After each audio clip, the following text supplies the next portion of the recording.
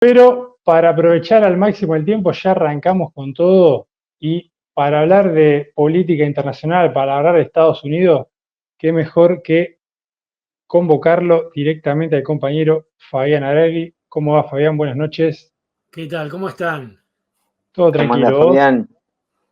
Bien. Ya mudado con otro fondo. La última vez cuando hablamos de Venezuela. Se ve bien, pero tengo otro fondo. Costó mucho. Me han estafado. Sí, no, terrible. No, mejor no le voy a contar a la gente porque la voy a deprimir. Pero aprovechá y hacemos la denuncia, mirá sí, que... bueno, yo ve un pintor que vino, no me hizo nada, me dijo, bueno. Por eso tardé más de lo habitual. Hay que reconocer la autoría. Este tipo de bibliotecas es idea de mi mujer, que me dijo, dejá de poner las maderas que pones siempre viejas, usa estos cuadrados y realmente queda mucho mejor. Hay que reconocer cuando Y más práctico, aparte. alguien sabe más que uno. Da más set para columnas, ¿eh? Sí, yo en realidad yo pensaba poner una especie de escenografía ficticia, ¿viste? O sea, poner que parezca que tengo libros. Pero al tipo final la del alcalde Diamante. Claro, hay que ponerlos y ya está. Es así. Pablo, una cosa, vos dijiste que me ibas a responder acá. Yo te apuré en las redes. ¿Cuándo se lo llevan? Y bueno, entre tantos buenos negocios que hace River, ese le salió mal. Y bueno, acepten perder alguna vez. Ya ganaron mucho. Acepten perder con un mal negocio. Cuando vos dijiste lo de la estafa, pensé que habías comprado criptos en San Pedro. Pero no, bueno, otra cosa. Entre otras cosas, compramos a Vareiro y un 4 que ya ni me acuerdo el nombre. No, Gatoni, el 6. No, el 4 que nos dieron. Herrera. Sí. Imagínate lo que será que no lo conocés ni vos, Pablito. No, pero fue hace bastante, el Chacaré Herrera, fue hace bastante. Está bien. Bueno, ahí la gente coincide, terrible perro, dice Moreiro. Pero bueno, hoy, Fabián, queríamos charlar con vos. Entre paréntesis, la última vez que hablamos fue de Venezuela y bueno, Maduro sigue ahí. Al final no pasó nada, así que estaba acertada vamos a reconocer el crédito de Fabián, que estaba acertada de por qué se sostenía Maduro. Bueno, porque enfrente no hay una fuerza que le haga peso, ¿no? Y ahora, no sé, después más adelante no me quiero andar, pero a ver qué pasa con Trump, ¿no? Pero bueno, primero te queríamos preguntar, ¿quién ganó en Estados Unidos? ¿El liberalismo o el peronismo? Bueno, es una buena pregunta. Yo diría una mezcla de ambos. A ver, uno puede decir el peronismo, uno puede decir el peronismo de Menem, el primer peronismo, es decir, cuando uno habla de peronismo, habla de, no digo cosas muy diferentes, pero el peronismo tiene esa capacidad, digamos, tuvo esa capacidad de maniobrar, ¿no? Lo que sí es cierto es lo siguiente, lo que ganó, o mejor dicho, yo diría más bien quién perdió. Y en primer lugar, perdió todo el progresismo y toda la cultura woke y todo ese. Si uno miraba todos los portales de noticias, todas las cadenas de televisión, yo tuve el mal tino de mirar la CNN. Claro, y la CNN hasta último momento decía que podía llegar a ganar Kamala, ¿no? Pero todos los medios decían que iba a ser una elección pareja. Todos los medios. Y todo el mundo se contagió de eso. Y era mentira. No fue una elección pareja. Kamala perdió 15 millones de votos con respecto a Biden. Los 7 estados que se supone que eran los 7 estados que estaban en disputa, los ganó todos Trump. Todos Trump. Yo, de hecho, estaba haciendo las cuentas ayer a la noche porque le daban a Kamala Pensilvania, por ejemplo. Y yo estaba con las cuentas. Y me acuerdo que yo estaba hablando como a las 12 de la noche con el compañero Eduardo y le decía a Eduardo, mirá, el que gana Arizona gana toda la elección. Y ese fue el último mensaje antes de que nos fuimos a dormir. Y después, digamos, lo que veo, Trump ganó todos los estados. O sea, incluso los portales de noticias, es cierto que trabaja con boca de urna. Una cuestión importante es que cada estado tiene su propia forma de conteo y trabaja con boca de urna. Pero todos los noticieros estaban mandando fruta completamente. Y todos los boca urna que habían hecho, por lo menos las principales cadenas, estaban todas mal. Sí, ¿No? sí, sí. Porque era la voluntad de querer imponer una candidata sobre la realidad. Uno se pone a pensar. Pasa que uno no es norteamericano, no está imbuido, digamos, si uno se dedica solamente a política norteamericana, tiene otro tipo de mirada. Pero hay algo que es muy, muy claro. Cómo Trump venía arrasando contra Biden. A Biden, en mitad de la campaña, lo tienen que bajar. No hay un proceso de elecciones primarias para nombrar a Kamala, ¿no? Es decir, se la nombra entre gallos y medianoches. Claro. ¿A quién se le ocurría que una tipa que no tiene proyección política, que no la tenía, podía revertir esa elección? Realmente era bastante disparatado, pero bueno. Claro, llamaba la atención como de la nada dijeron, no, bueno, que ojo que ahora que se bajó Biden no está nada dicho, puede Claro. que Sí, Trump sí, fue no como llegue a ganar, el golpe de pero efecto como, de decir, bueno, ojo que ahora con esto por ahí la empardamos. No, O sea, pero como primer conclusión es, por lo que nos decís, el derrumbe del Partido Demócrata, digamos. bueno, Más allá de la...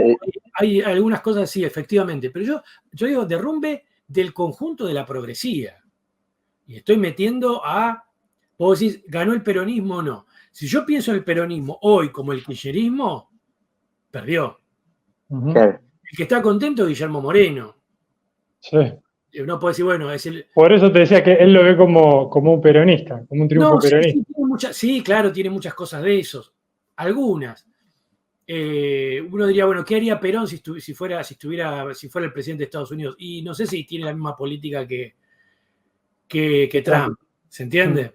Sí, sí, sí. Es otra discusión. Pero lo importante es el peronismo, tal como hoy lo está presidiendo por lo menos Cristina.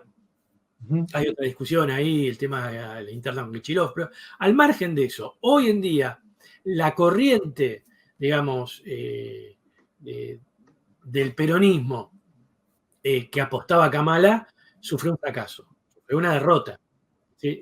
Estoy hablando en términos, digamos, si se quiere, políticos domésticos, ¿no? Sí, sufrió una derrota. Eh, eh, por eso todo ese progresismo.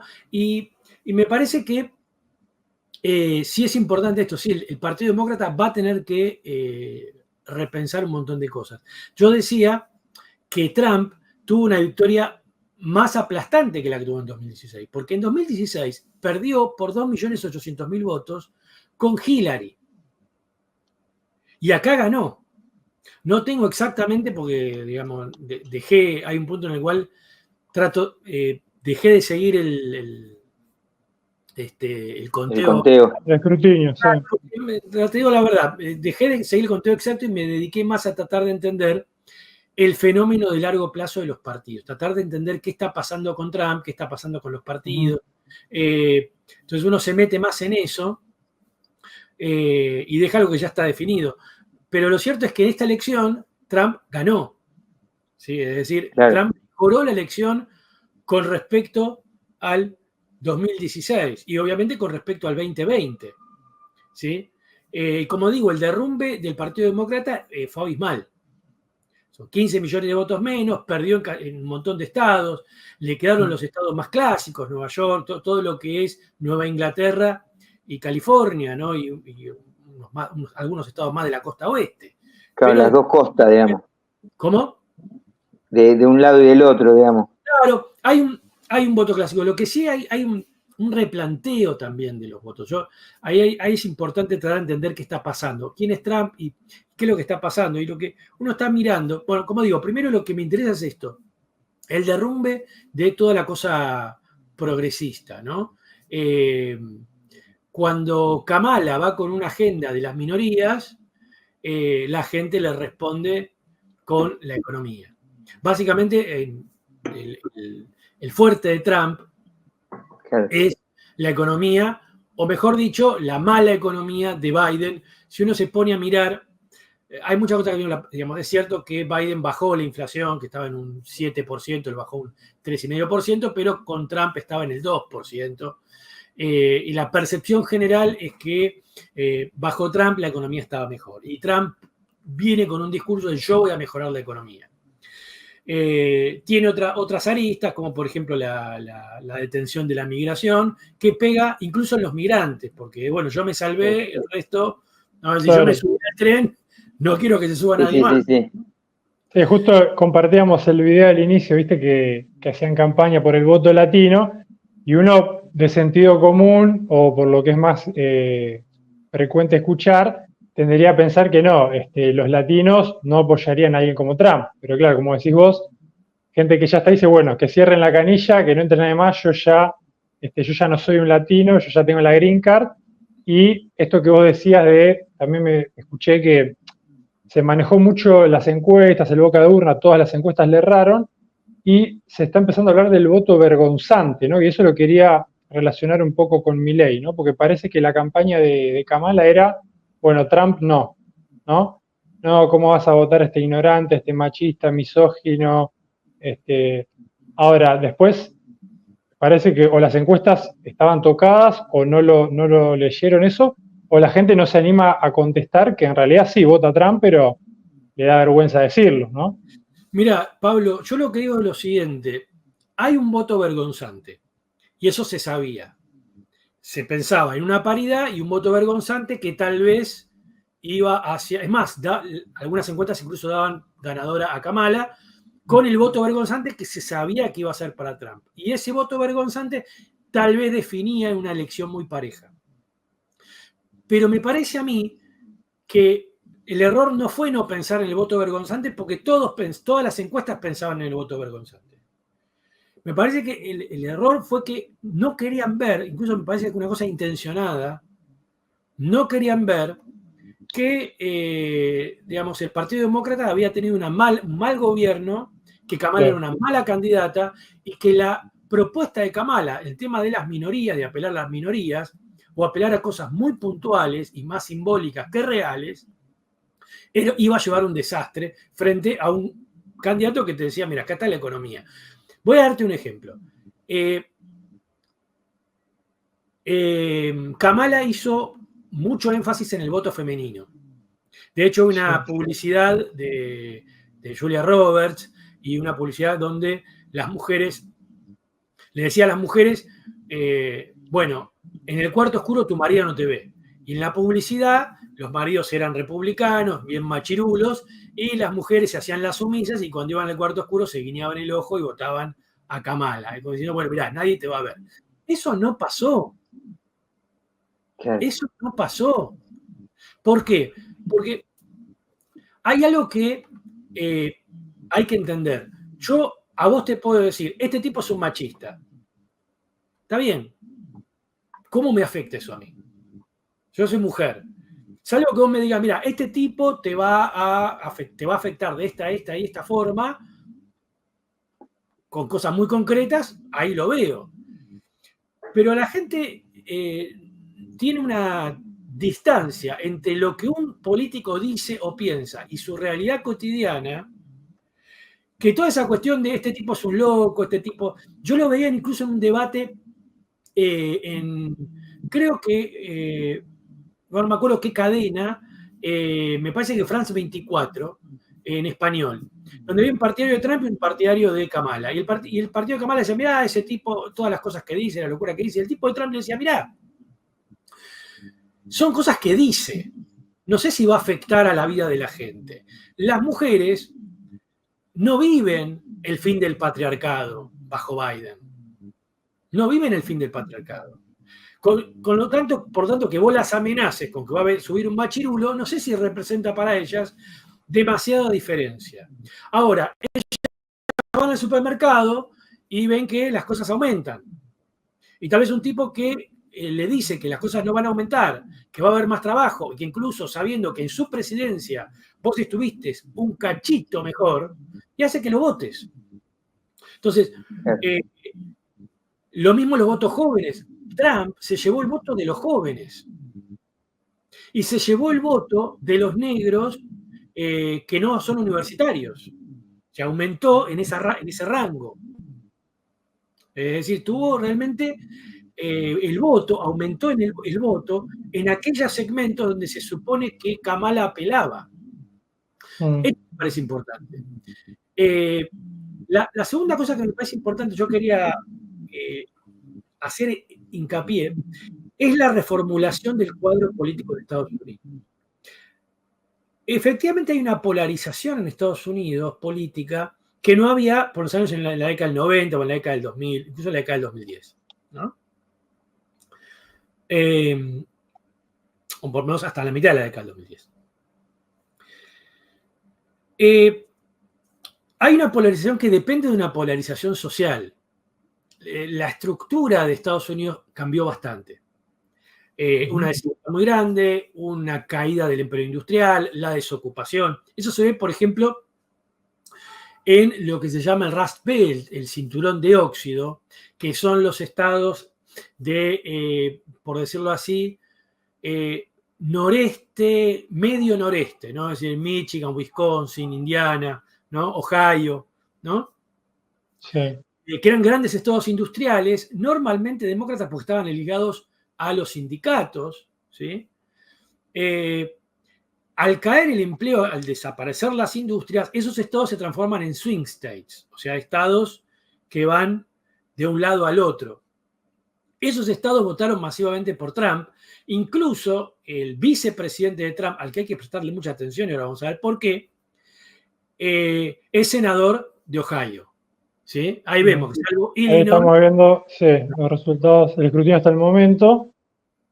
Y lo que vos decías, estos estados, Wisconsin, Illinois, Michigan, que eran tradicionalmente demócratas, ahora, producto de la desindustrialización, podemos decirlo así, han rotado. Claro, son swing states, ¿no? Es decir, vos tenés Illinois. Illinois lo que pasa es que tiene Chicago, o sea, Illinois es más parecido a Nueva York que al Rust Belt, ¿no? Yo diría que más Wisconsin, Michigan, Indiana y Ohio, ¿sí? Pero lo que digo es, estaba diciendo, eso provoca, digo, una caída del voto típico demócrata, y como digo, genera una fragmentación muy grande de la clase obrera, ¿no? Una baja muy grande de la sindicalización, mucho empleo informal, cuentapropismo, todos esos sectores suburbanos que, digamos, aparecen ya sin esa fidelización del voto. Eso no quiere decir que se transformen necesariamente en republicanos. Claro, automáticamente en... Claro, no quiere decir que se están necesariamente en republicanos. Lo que quiero decir es que no fidelizan el voto. ¿Sí? Y provocan, sí es cierto, una fragmentación social importante, ¿no? Es decir, los suburbios y las zonas rurales contra las zonas urbanas, ¿no? Los que toman el black coffee contra los que van y toman el caramel macchiato, por decirlo así, ¿no? Es decir, aparece esa, claro. Y como decía, el vicepresidente de Trump, Vance, es un hombre de Ohio, ¿sí? Es decir, de estos estados del Rust Belt, con un pasado en los suburbios. De hecho, él es autor de un bestseller que se llama Una elegía rural, que es una película, la película creo que está en Netflix, es una película muy vista, que habla de su infancia, ¿no? Y cómo vivía la gente en esos suburbios. Es un hombre, una persona muy joven, tiene 40 años, ¿sí? Digo, hay que prestarle mucha atención porque tal vez sea él el presidente. Piensen que Trump tiene 78 años, va a terminar su mandato con 82, no sabemos si lo termina, cómo está de salud. Y de hecho, él lo eligió a Vance por eso. Cuando él creía que le ganaba caminando a Biden, él elige un vicepresidente pensando en la sucesión.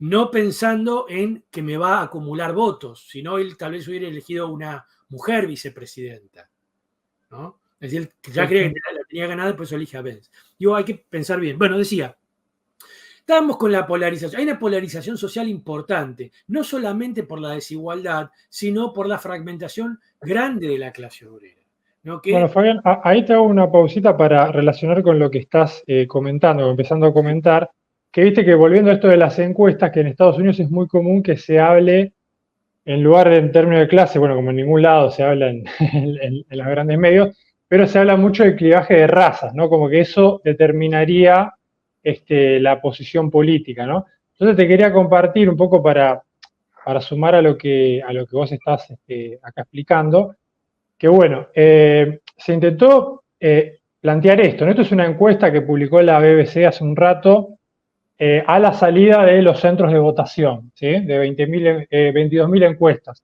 ¿no? Entonces, y acá muestran como esa presentación que se había hecho del sentido común, que vos estabas criticando, ¿no? Que decías que, bueno, que las mujeres en su mayoría votaron a Kamala, que los negros votaron en su mayoría a Kamala, ¿sí? Que las personas sin estudios votaron en su mayoría a Trump, ¿no?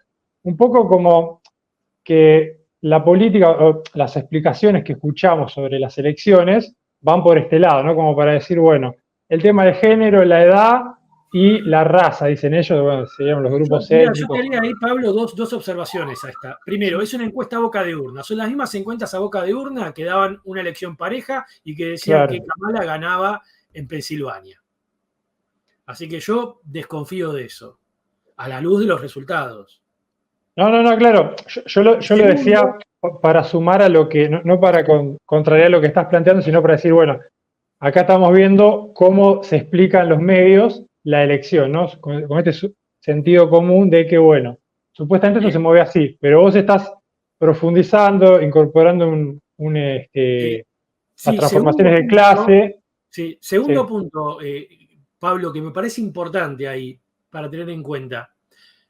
Lo importante no es qué porcentaje de mujeres y qué porcentaje de, por decirlo así, negros o afroamericanos, como se le dice, votaron por Trump y votaron por Kamala. Lo que hay que mirar es cuántos votaron en la elección del 2020. Claro. La pregunta es, Trump, es evidente que tal vez la mayor parte de afroamericanos vote por Kamala. Puede ser, es lógico. La pregunta es, Trump, en relación al 2020, ¿ganó votos allá o los perdió? Esa es la discusión. Y lo que yo veo, por lo menos lo que, digamos, yo estuve consultando, aparentemente ganó. Ahí ganó votos, no perdió votos. ¿No? Así, ganó votos en la mujer y ganó votos en gente afroamericana con bajos estudios. ¿Se entiende? Claro. Sí. Porcentualmente, o bien también puede ser el fenómeno de que toda esta gente no haya ido a votar Bueno, esa es otra cuestión para el lado demócrata, digamos, los 15 millones es un numerito. Hay mucho para hablar, tengo mucho, pero a veces me quedo con un tema, pero ustedes cuando ven que me voy por las ramas, párenme ahí porque hay dos cosas que yo quería decir. Mira, la primera es la siguiente, que me quedó ahí. Esa polarización provoca cambios en el sistema político, es decir, cambios en el contenido de los partidos. El problema que hay en Estados Unidos, hay varios problemas. El sistema político es un político muy diferente al que nosotros conocemos, incluso es muy diferente al europeo, ¿sí? Porque de hecho en términos estrictos los partidos no existen, por decirlo así. O sea, no hay un comité de disciplina partidario, no hay vida partidaria, para que entiendan. ¿Sí? Pero bueno, al margen. Claro, así como los conocemos nosotros, digamos. No, por ejemplo, ahí no estamos yendo de tema, pero hay que quiero explicar. No abramos más pestañas. No vamos a pestañas porque nos vamos. Yo empiezo a explicar el sistema de partidos en Estados Unidos y no terminamos más. Y me quiero concentrar en esto. Dale. La cuestión es esta. Se está reconfigurando el sistema político. En cualquier país que nosotros conocemos, la reconfiguración aparece normalmente ante cimbronazos fuertes con nuevos partidos. O sea, acá, por ejemplo, el PRO, Milei, ¿no? Se va. Claro. ¿Qué pasa? O, por ejemplo, en Italia, Meloni con su nuevo partido. Empiezan a aparecer partidos nuevos. En Estados Unidos, como tiene una tradición, no solamente una tradición, sino un sistema bipartidista, incluso avalado por la ley, digamos,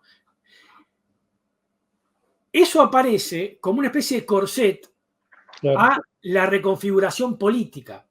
Se generan crisis en los partidos y la reconfiguración es un poco más lenta, un poco más trabajosa, pero lo que estamos es ante eso, ante el cambio de contenido de los partidos. ¿Por qué? Porque el sistema político norteamericano se ha reconfigurado varias veces, pero como era un sistema siempre bipartidista, eso apareció como reformulación del Partido Demócrata, del Partido Republicano, o como incluso reformulación que hace superflua en los partidos. Voy a dar un ejemplo. Hasta la década del 60, por ejemplo, hasta la década del 30, el Partido Progresista era el Partido Republicano, que era el que había abolido la esclavitud, el partido de Abraham Lincoln. ¿Sí? A partir de la década del 30, con el New Deal y el pacto con los sindicatos, el partido que aparece como más progresista es el Partido Demócrata.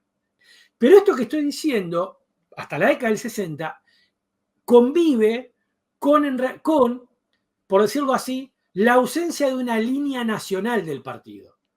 O sea, el presidente tiene una línea, pero el partido no tiene línea nacional. Por ejemplo, hasta la década del 60,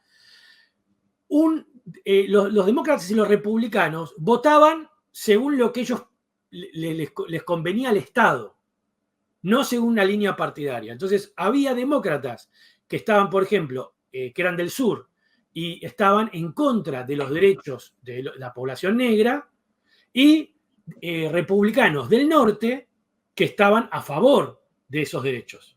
Sí. ¿Se entiende? O sea, no había una línea en general.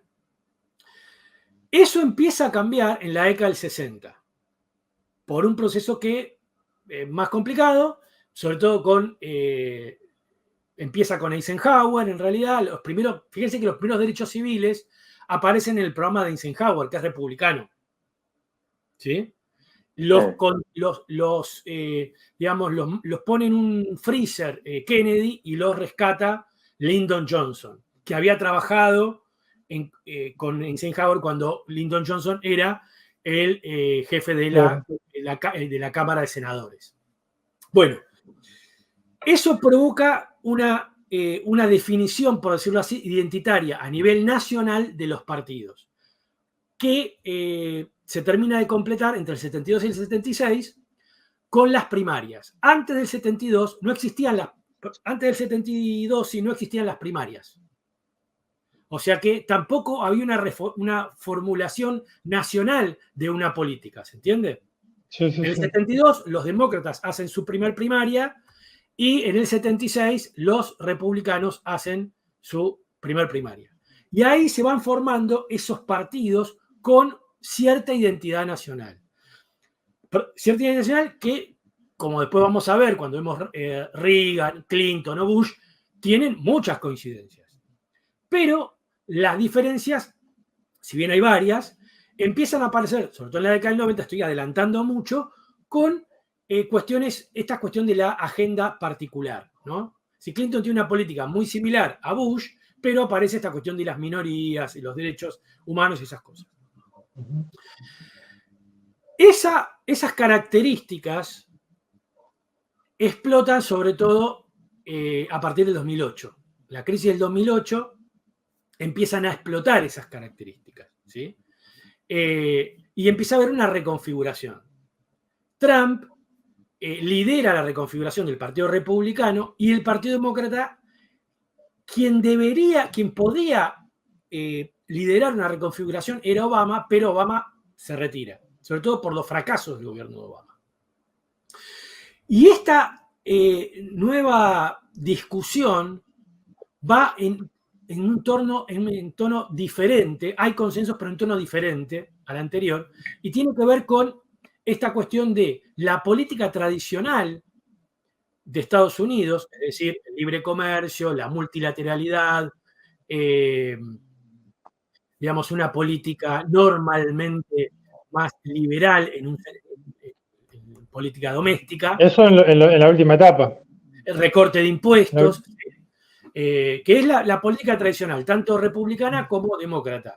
Los demócratas, por default, terminan siendo los representantes de la política tradicional norteamericana. Piensen ustedes que gran parte de los neocons, los llamados neocons, van a apoyar a Hillary Clinton y, bueno, Kamala es más complicada, pero apoyaron a Biden, ¿sí? Piensen en Dick Cheney. Dick Cheney, digamos, un gran dirigente de los neocons, un hombre fuerte, se decía que incluso gobernaba él en lugar de Bush, ¿sí? Que apoyó a Hillary y apoyó a Kamala Harris ahora, ¿sí? Es decir, la política los demócratas por default se quedan con la política más tradicional, tanto en política exterior como en política interior. Trump viene a romper esto y a reformular el Partido Republicano, porque ya no es Trump solo, sino la reformulación del Partido Republicano. El Partido Demócrata tiene ese programa, yo creo que más por default que por otra cosa. Lo que pasa es que, para el caso de Norteamérica, por esto que yo les decía que no existe la vida de los partidos políticos, la reformulación de una política se da por la vía de las personalidades. Claro. Vos decís, por el diseño que tiene, esto de que gana un solo partido, los representantes del Colegio Electoral por el Estado, hace que los partidos, digamos, sean más cáscara vacía y se llenan de personas, ¿no? O sea, depende mucho de lo que le imprime la... Claro. Si la burguesía vota por la vía de los aportes. ¿No? Es decir, yo vengo, tengo más aporte, vengo al partido. Porque además nadie te puede prohibir presentarte en una interna partidaria. No es como acá. Vos claro, que tenés que tener avales, nada. Claro, vos Fede, venís con los camiones de caudales atrás y decís yo me quiero presentar y... Fede, primero no necesitas ningún tipo de caudal al principio. Vos vas y decís, yo me quiero presentar a senador. Bien, tenés el derecho de presentarte. Obviamente después no tenés aval, está bien, pero si vos... Y la burguesía vota en esa forma indirecta. Si te va dando avales... Claro, te va dando... Sobre todo, vos votás por la vía, porque vos no estás... Fíjense esto.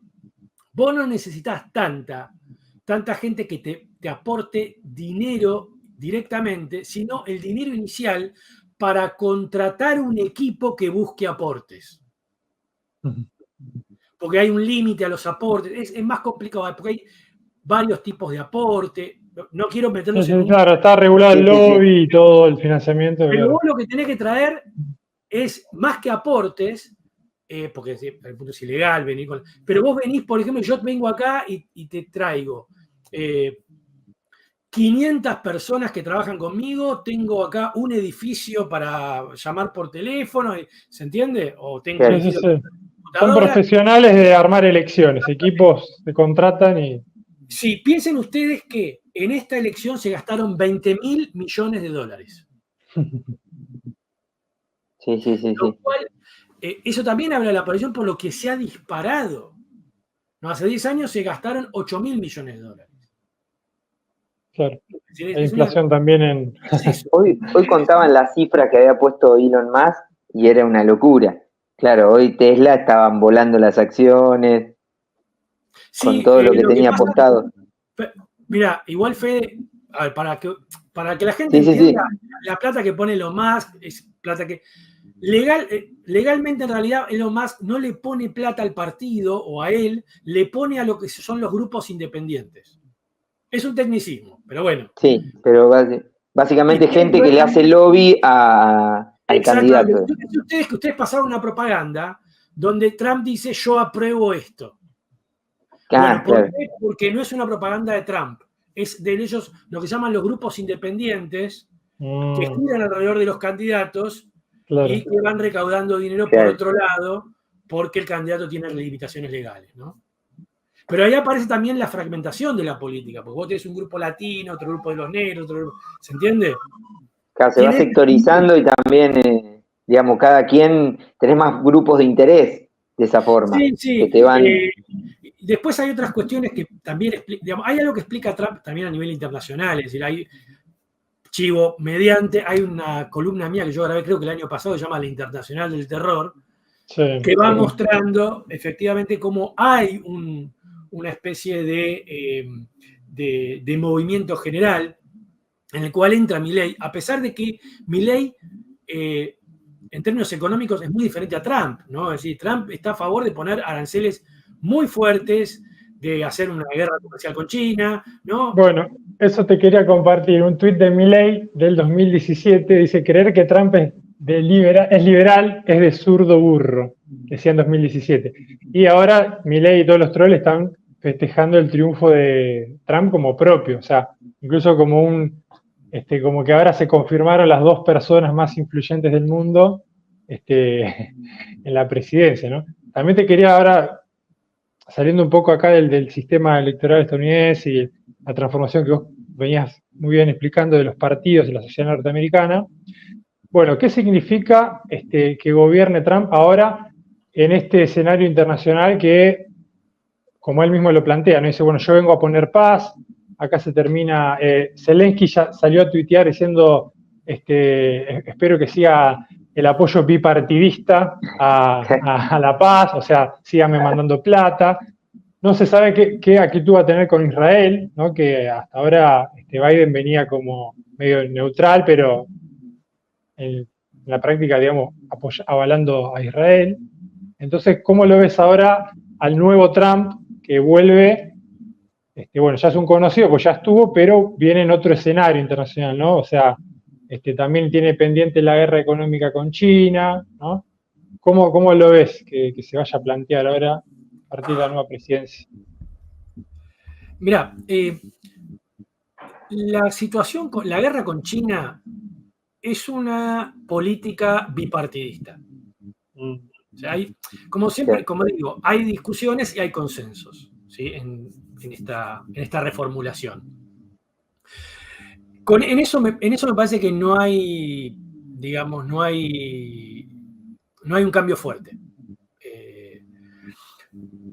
Acá la cuestión es, queda claro que Trump dijo en su campaña que él va a terminar con la guerra de Ucrania. Dijo, yo me voy a sentar con mi amigo Putin y un día lo resuelvo. Vamos a ver si eso es cierto. Porque acá hay otras cosas que... Una cosa es lo que Trump quiere hacer y Trump dice que va a hacer y lo que Trump propagandiza. Y otra cosa es lo que él puede hacer bajo determinadas relaciones de fuerza.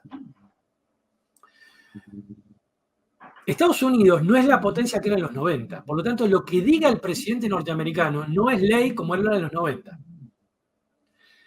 Queda claro que él representa un programa de no quiero gastar plata afuera. Sí. La plata la gasto adentro. ¿Sí? La plata que yo pongo en Ucrania es plata que yo no puedo armar un recorte fiscal para ayudar a una empresa, sobre todo las energéticas, que es una ocupación que tiene Trump. Trump está pensando en el problema energético. Ahora, como digo, si es por él se sienta con Putin y pone fin a la guerra de Ucrania, o por lo menos pone fin al abastecimiento de Ucrania y a la colaboración con la OTAN. Recordemos que él ya en su momento le dijo a la OTAN, pongan plata ustedes, yo no pongo más plata. Claro, sí. ¿No? Es decir, él quiere salirse de muchos organismos multilaterales, que como digo es parte de su programa y es parte de la discusión. Ahora, hay una cuestión ahí. No es tan fácil para Estados Unidos decir, yo dejo todo esto y que Putin haga lo que quiera, porque detrás de Putin está China. Claro. Entonces, vos decís que no te querés meter, pero si vos tenés una guerra con China, no sé si podés dejar que China siga avanzando. Claro, sería blanquear la pérdida de protagonismo que ya tenés en la práctica. O sea, ya no sos el actor protagónico, sos un partener de China, de Rusia o de lo que sea, y esto sería como abandonar claro, el protagonismo. Tu programa es, voy a priorizar la economía local, perfecto. Vos vas a dejar que Rusia se haga con Ucrania, eso viene China detrás, salvo que vos te quieras meter en el medio, hay que ver cómo te metés, es decir, cómo vos te metés en la relación China-Rusia, dejás a la OTAN sola y entonces te vas quedando sin aliados. Claro. Esta utopía de nos quedamos con lo nuestro, vivimos con lo nuestro, no es tan fácil. No es tan fácil para cualquier país y no es tan fácil para Estados Unidos. Ahora, que Trump tiene esa idea, la tiene. Lo que estoy diciendo acá es, Claro, Chacho, no es tan fácil llevar ese programa a la práctica. Sí, dale, total. Sí, Gallardo fue a Brasil y con 3 defensores lo controlo. Claro. No es tan sencillo. Claro. Y con respecto a la Argentina, porque ahí nos preguntaban también en el chat a qué franjas del capital local le conviene o qué perspectivas hay para la economía argentina con Trump. A ver, si Trump establece un proteccionismo muy fuerte, yo creo que vamos a tener problemas en términos de la fracción agraria. Claro. Si Trump es muy agresivo en torno a los incentivos a los exportadores yanquis, sobre todo los exportadores agrarios yanquis, y empieza con acuerdos bilaterales, tal vez tengamos algún problema. Si piensa en incentivar, en subir la tasa de interés local para incentivar la inversión local, bueno, la Argentina va a tener un problema, sobre todo de afluencia de capitales. Claro. Por más que Milei sea amigo de Trump, si Trump sube la tasa de interés y aprecia el dólar, vamos a tener un problema igual.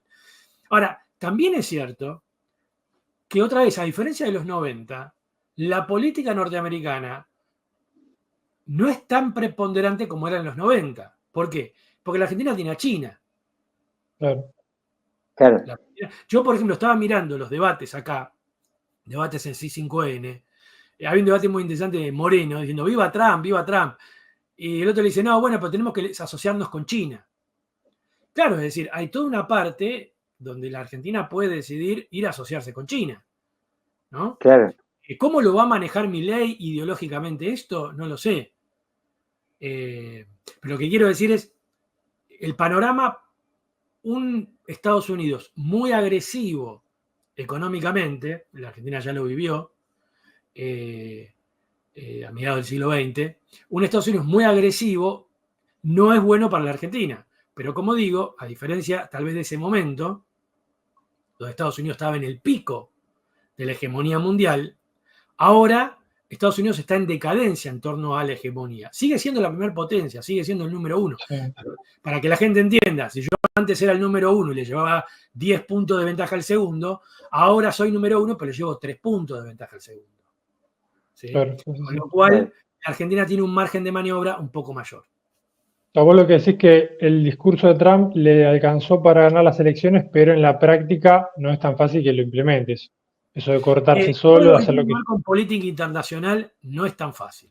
Claro. Eso es lo que quiero decir. ¿No? Es decir, Estados Unidos... Y esto que dice, a México le voy a reportar todos los inmigrantes, le voy a poner aranceles de 20%, como que bueno, es pimpante, pero después en la práctica los mismos industriales ahí te van a decir, che, pará.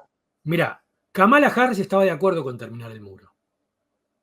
Así que probablemente Trump termine el muro, pero como te digo, es decir, no es algo que genere demasiada discusión al interior de el sistema partidario y sistema político norteamericano.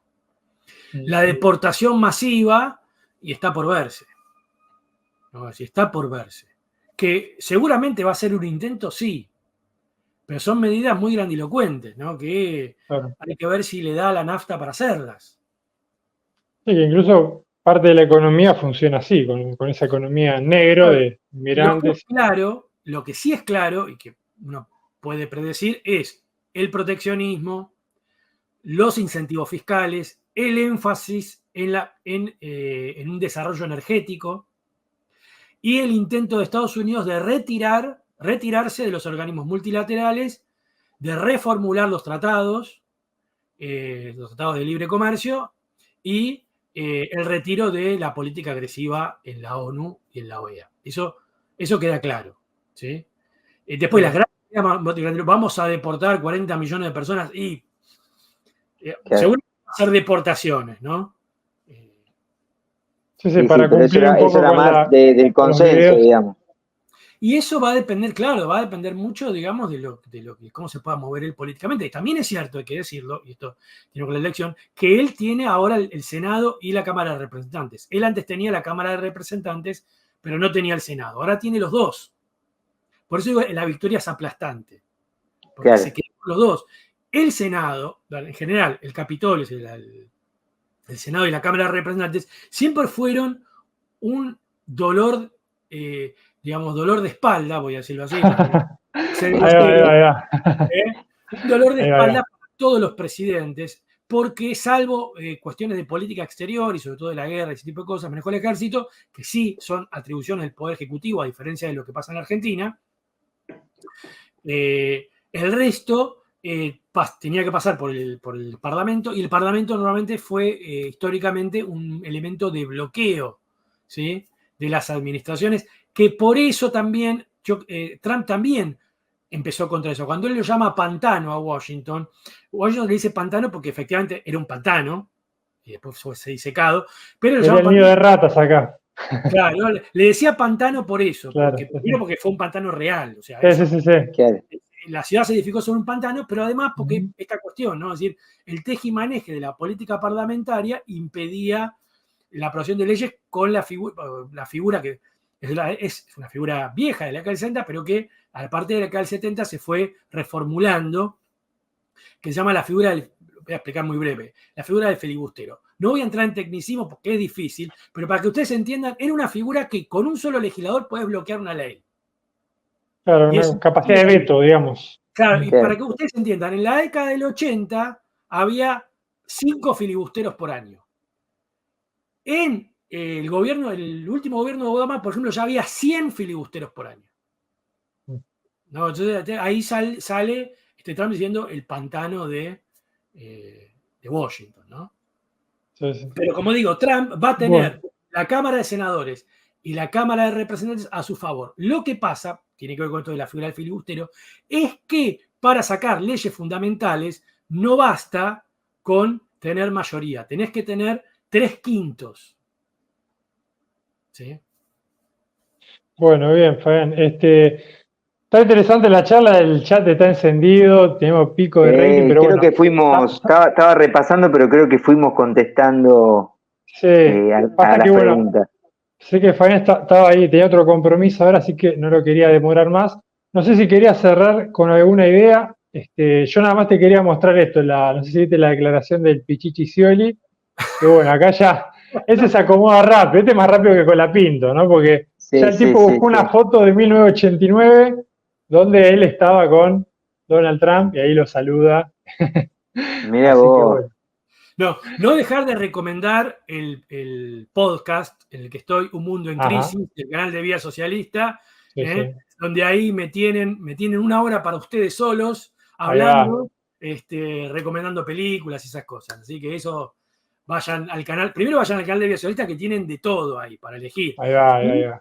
Y en el canal vayan también al podcast Un Mundo en Crisis, donde me tienen ahí hablando todo el tiempo que quieran. Bueno, vi que te pidieron una especial de Estados Unidos, pero no sé si va a salir, porque ya dijiste que pidieron. Mucho tema. Mira, yo acá tengo, los libros, el libro que estoy leyendo, tengo acá. El tema con el mago del Kremlin también, ¿no? Acá sí, bueno, el mago del Kremlin. Además, yo me compré 3 libros que me los compré online porque los estaba a leer hoy, así que gran parte de esto tiene que ver con las cosas que estoy leyendo. El tema es el siguiente. Para hacer una columna hay que darle profundidad. Yo no voy quiero darle profundidad histórica a esta cuestión histórica que yo venía hablando, esto del filibustero, esto de la cuestión de los partidos, explicarlo bien, que la gente entienda, lo vaya sabiendo, aprendiendo. Claro. Para hacer eso requiere tiempo. Cuando llego a hacer eso, el tema pasó. Sí. Bueno, podemos aprovechar la volada para pedir gente que le interese esta temática para que colabore. Claro, júntenme 5.000 personas que quieran eso, que lo vayan a ver y yo me dedico y lo hago y lo hacemos. Ahí está. Bueno, claro, junten esos grupos independientes que hacen llamadas. Armamos un equipo para relevar. No le aporten directo a Fabián, apórtenos a nosotros, los independientes, claro, que nosotros gestionamos. Ahí va. Bueno, Fabián, muchas gracias por sumarte al video de hoy. Y bueno, seguiremos charlando en otra oportunidad seguramente. Nos vemos, gente. Un abrazo, ¿eh? Chau, chau. Saludos.